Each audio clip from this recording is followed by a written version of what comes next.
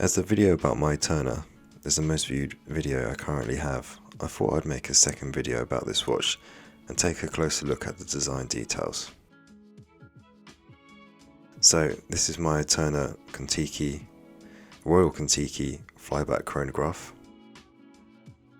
It measures in at roughly 41.5mm, excluding the pushers and the crown.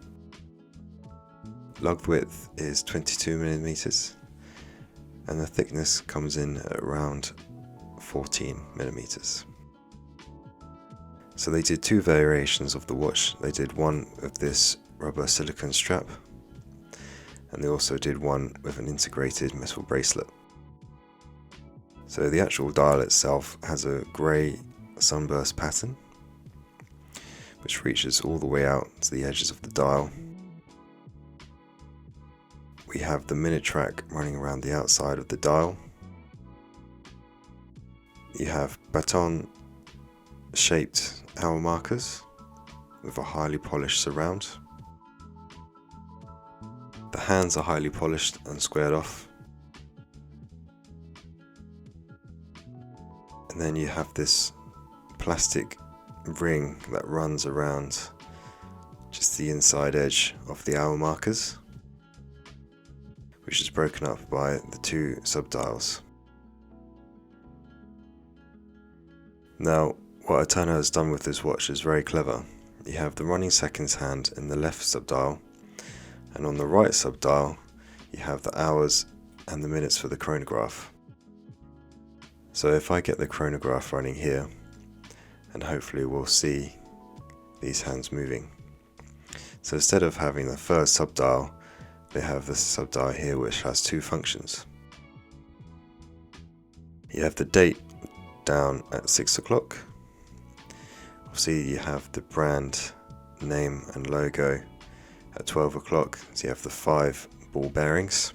Now in terms of the case, you have this highly polished bezel around here, which is broken up by these gaps here, and then you have rubberized screws going around the outside of the bezel.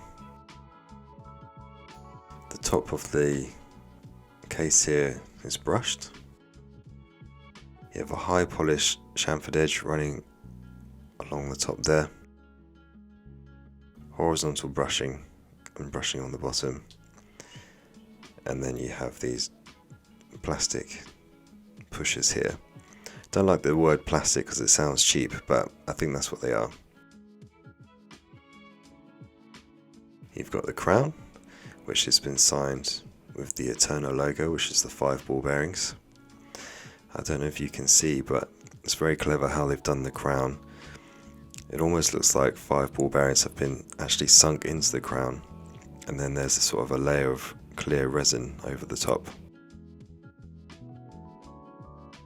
So if we go back to the dial, you can see that minute hand is slowly starting to make its way around, and if we used to leave that going, the hour hand would start to move as well.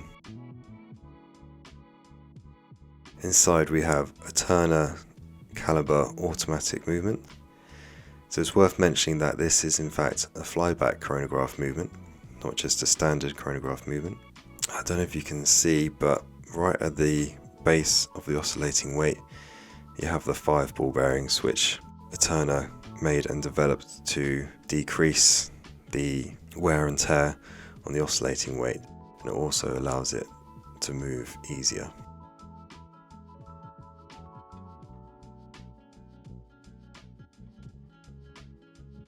So the strap could be changed. It has screws here, but obviously it'd have to be a specific strap because it has the cutout here in the lugs. But I really like this strap anyway. It's really nice and soft and flexible, and it has a kind of texture on the inside.